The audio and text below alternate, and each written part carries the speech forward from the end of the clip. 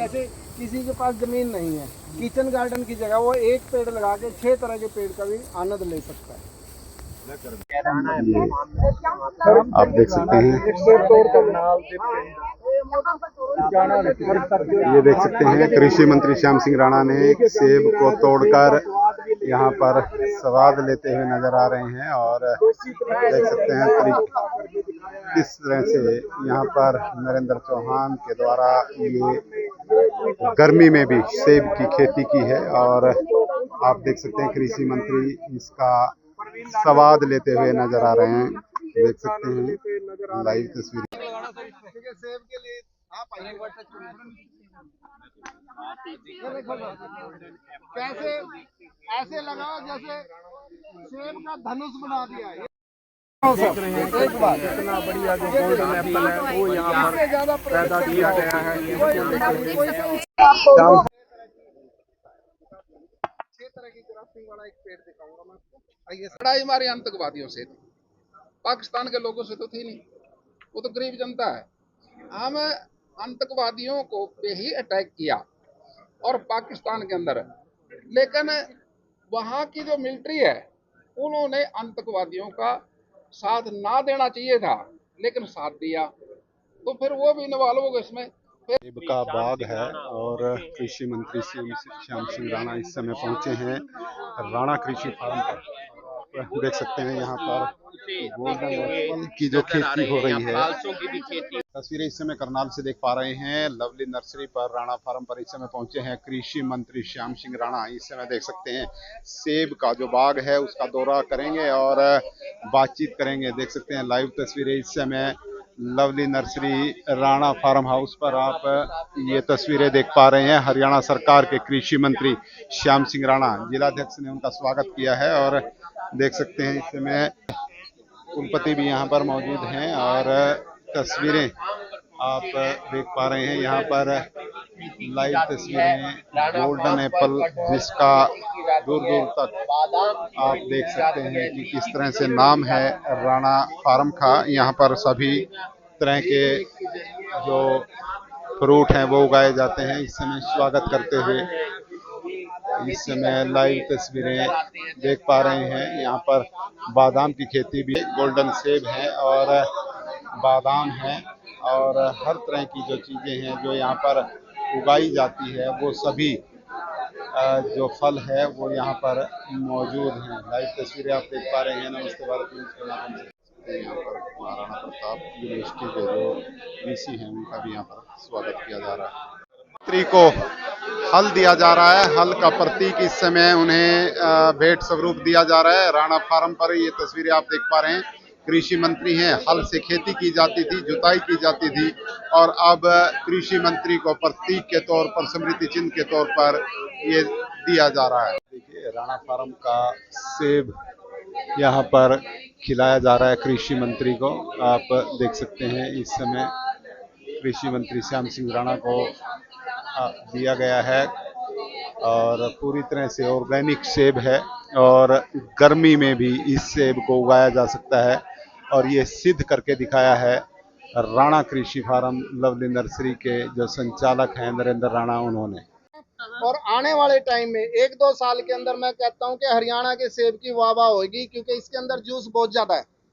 आने वाले टाइम में जूस की फैक्ट्रियां जो बनाते हैं ना, जूस पैक करते हैं, वो हरियाणा में जरूर लगाएंगे, क्योंकि इससे ज्यादा जूस कहीं के भी सेब में नहीं है। ये मैदान वाली वैरायटी पालमपुर यूनिवर्सिटी ने फ्रांस से ला करके तैयार की है। तो ये पंजाब केसरी में आया था, वहां से मैंने देखा, तो फिर मैं पालमपुर से जाकर के ये पौधे लेके आया, यहाँ पे लगाया, तो कोई समस्या नहीं आई। सिर्फ ये आई भी बाहर से सेब ठीक निकलता, अंदर से उनके काले काले निकलते थे कोई कोई। फिर उनका भी हमने ट्रीटमेंट किया। उन्होंने बताया भी रूट ट्रीटमेंट इसका दिसंबर में देना पड़ेगा, तब ये बीमारी नहीं आएगी। अब ये बीमारी नहीं आ रही है यहाँ पे। मैं महाराणा प्रताप यूनिवर्सिटी में गया था अभी थोड़ी देर पहले जी। उसके बाद राणा जी के फार्म पे, बागवानी का फार्म है इनका, ये बड़ा अच्छा, इनका निमंत्रण था मेरे पास, तो इनके निमंत्रण के ही उस पे आया हूँ यहाँ पर। यहाँ पर देखा तो इनकी जो बागवानी की जो स्थिति है, वो पनीरी पैदा करते हैं, ये पौध पैदा करते हैं। बागवानी की पौध पैदा करके देश के अंदर अनेक जगह इसका विस्तार करते हैं, जाके बाग लगवाते हैं। और हम समझते हैं भी एग्रीकल्चर के अंदर तो हमारे पास बागवानी है, जिसको हम हॉर्टिकल्चर के माध्यम से इसका सरकार की तरफ से इनकी मदद करते हैं। और पशु विभाग है, इसके साथ साथ हमारा एग्रीकल्चर के अंदर डेयरी फार्म है और फिशरी भी है, मच्छी पालन भी है। लेकिन आज देश की जो अर्थव्यवस्था, हमारे देश की अर्थव्यवस्था में सबसे ज़्यादा एग्रीकल्चर का योगदान हो सकता है। और एग्रीकल्चर में जो फिशरी है, इसका ग्रोथ ज़्यादा है। अगर हम सारे देश के हिसाब से देखें तो एग्रीकल्चर में जो मच्छी पालन है, फिशरी का, इसका काफ़ी ग्रोथ है। और दूसरे नंबर पे बागवानी का है, बागवानी का है, बागवानी का भी काफ़ी ग्रोथ है। ये देश की अर्थव्यवस्था को बढ़ावा देती है। और तीसरे नंबर पे खेती और अपना पशुपालन है। तो हम समझते हैं भी उत्तम खेती, मध्यम व्यापार, निखित चाकरी, भीखन दान। तो खेती पहले भी हमारे यहाँ सर्वश्रेष्ठ मानी गई थी। और हम चाहते हैं भी खेती जितनी आगे आएगी, हमारी सरकार कोशिश कर रही है। देश के प्रधानमंत्री जी अब प्रकृति खेती के ऊपर फोकस किया है, जिससे हमारे देश की जमीन का भी सेहत ठीक होगी और देश के लोगों की भी सेहत ठीक करने के लिए प्रकृति खेती पे आना पड़ेगा, जिसमें डीएपी, यूरिया, पेस्टिसाइड जो है बार बार यूज करने से जमीन की सेहत भी खराब हुई है। और उसमें जो अन्न पैदा होता है उसमें भी जहरीलापन आया है, जिससे बीमारियां आने लगी हैं। अब इसका इलाज सही समय पे हमारे देश के प्रधानमंत्री जी ने और नायब सैनी जी ने, जो हमारे मुख्यमंत्री हैं, उन्होंने प्रकृति खेती की तरफ अब ध्यान दिया है ज़्यादा। और मैं समझता हूँ भी इसके लिए सरकार मदद भी बहुत कर रही है। अब पहले हमारे यहाँ प्रकृति खेती पे 2 एकड़ पे एक गाय की सब्सिडी, गाय के गोबर से प्रकृति खेती की शुरुआत होती है। और उसमें एक देसी गाय, उसमें 25,000 की सब्सिडी थी। लेकिन अब वो 2 एकड़ वाले किसान के पास थी। लेकिन अब 1 एकड़ पे भी कोई किसान अगर 1 एकड़ पे प्रकृति खेती करेगा, उसको हरियाणा सरकार की तरफ से एक गाय जिस पे 30,000 रुपए की सब्सिडी है और 4,000 की सब्सिडी हम देते हैं उस पे ड्रम पे, जिसमें गोबर में जीवामृत तैयार किया जाता है देसी गाय के गोबर से, पेशाब से। और वो प्रकृति खेती के अंदर बहुत ज्यादा लाभकारी है। देखिए, अगर कांग्रेस पार्टी संगठन की तरफ ध्यान तो देती नहीं, वो पारिवारिक पार्टी है और बगैर संगठन के कोई किसी पार्टी की जीत नहीं हो सकती। बिना संगठन के कोई चुनाव नहीं जीत सकता। इसलिए आर के कारण उनके यही है। अगर उनको ध्यान में आ गई बात ये तो अच्छी बात है, क्या दिक्कत? वो कल राहुल गांधी वहां गए थे, महाराज मध्य प्रदेश में गए तो वहां कह रहे हैं नरेंद्र मोदी को ट्रंप ने फोन करा और वो आरएसएस वाले और बीजेपी वाले एकदम से इस पैर को राजी हो गए। देखिए, अभी हमारे देश की जो दुनिया की लड़ाई का ट्रेंड बदल रहा है। अभी तो साइंस भी आ गई, इसके अंदर टेक्नोलॉजी ज्यादा आ गई। अब जिनसे लड़ाई है उन्हीं से तो लड़ना। लड़ाई हमारे आतंकवादियों से थी, पाकिस्तान के लोगों से तो थी नहीं। वो तो गरीब जनता है। हम आतंकवादियों को पे ही अटैक किया और पाकिस्तान के अंदर। लेकिन वहां की जो मिलिट्री है, उन्होंने आतंकवादियों का साथ ना देना चाहिए था, लेकिन साथ दिया। तो फिर वो भी इन्वॉल्व हो गए इसमें। फिर एयरबेस पे अटैक करने पड़े, क्योंकि वहां की आर्मी और आतंकवादियों में कोई अंतर नहीं है। कारण उसका एक ये भी है, विदेश नीति पाकिस्तान की आर्मी के लोग बनाते हैं। जब तक वो इसमें इन्वॉल्व रहेंगे राजनीति में, तब तक पाकिस्तान के हालात नहीं सुधर सकते।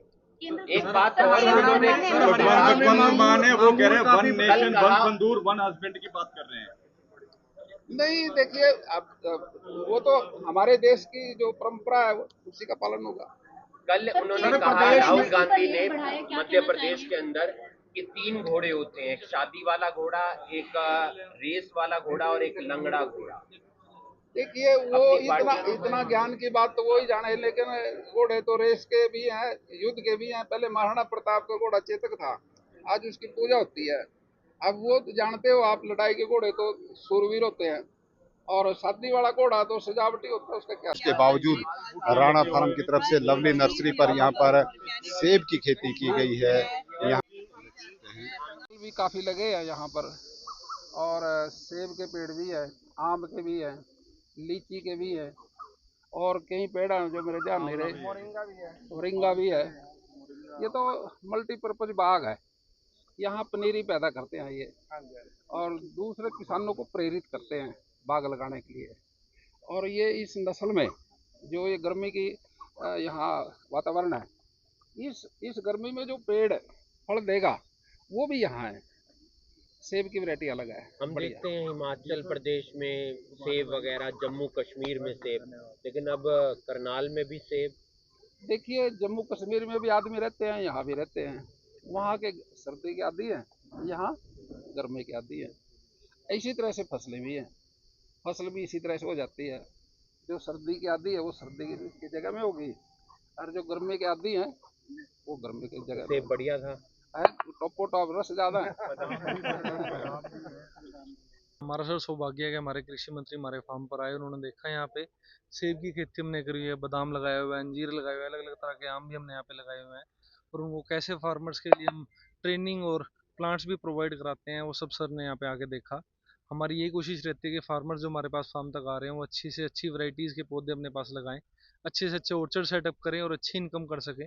जो हमारी गेहूं जीरी का एक जंजाल होता है फार्मर्स के लिए, उससे बाहर निकल के हम किसानों को प्रेरित करते हैं। कोशिश रहती है कि अपने अच्छा एक ऑर्चर्ड सही तरीके से, सही समय पर और सही नॉलेज से लगाएं, जिससे कि उन्हें अच्छी से अच्छी इनकम प्राप्त हो सके और अच्छा एक अपनी आय को बढ़ावा दे सके। सेब और बादाम ऐसी किस्में हैं जो ठंड में पैदा होती हैं। आप यहाँ पर भीषण गर्मी पड़ रही है, उसके बावजूद भी सेब उगा रहे हैं। हाँ सर, अभी भी अगर आप टेम्परेचर देखेंगे तो 38-40 डिग्री के आसपास टेम्परेचर होगा, उसमें भी आप सेब पीछे देख ही रहे हैं कि लगे। ये वैरायटी जो है पालमपुर यूनिवर्सिटी ने तैयार करी थी, और फादर साहब ने वहाँ से ला करके यहाँ पे पौधों को लगाया, और फिर उनके आगे फर्दर पौधे भी तैयार करे। बादाम जो है 96 से वो अखनूर जम्मू से लेके आए थे। एक्सपेरिमेंट देखो, हर चीज़ में एक्सपेरिमेंट होता है, इस तरह खेती में भी एक्सपेरिमेंट होते हैं, हम अलग अलग एक्सपेरिमेंट करते रहते हैं। हमने नारियल पे एक्सपेरिमेंट करा, वो नहीं चला, कीवी पे करा, वो नहीं चला, सेब पे करा, वो चल गया, बादाम पे करा, वो चल गया, अंजीर लगाई है, आप साइड में देख सकते हैं अंजीर भी लग रही है, अंजीर हमारा चल गया। तो वही बात है कि एक्सपेरिमेंट करते रहना, नए नए तरीके से, नई नई पद्धति से, नई नई चीज़ें लेके, नॉलेज लेके हम तैयारी करते रहते हैं और कोशिश करते रहते हैं कि नई नई चीज़ें फार्मर्स के लिए प्रोवाइड हो सके और नए उनके इनकम के रास्ते खुल सके। युवाओं से क्या अपील?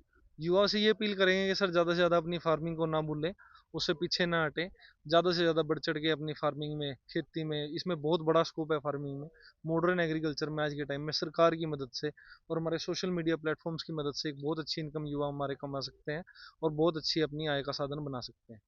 देखिए, ऐसा है कि इतने अच्छे से सेब मेरे फार्म पे लगे हुए हैं, कोई फोटो उतार के अगर खींच के भेज देगा ना किसी दोस्त को, तो उसे शक हो जाएगी तो हरियाणा में नहीं तो कश्मीर में बैठा है। इतने अच्छे से सेब लगे हैं, भर भर के सेब लगे हुए हैं। ये वैरायटी 50 डिग्री टेम्परेचर को सहन करने वाली वैरायटी है। तो यहाँ हरियाणा, पंजाब, उत्तर प्रदेश, राजस्थान, चारों स्टेट में पूरी तरह से कामयाब है।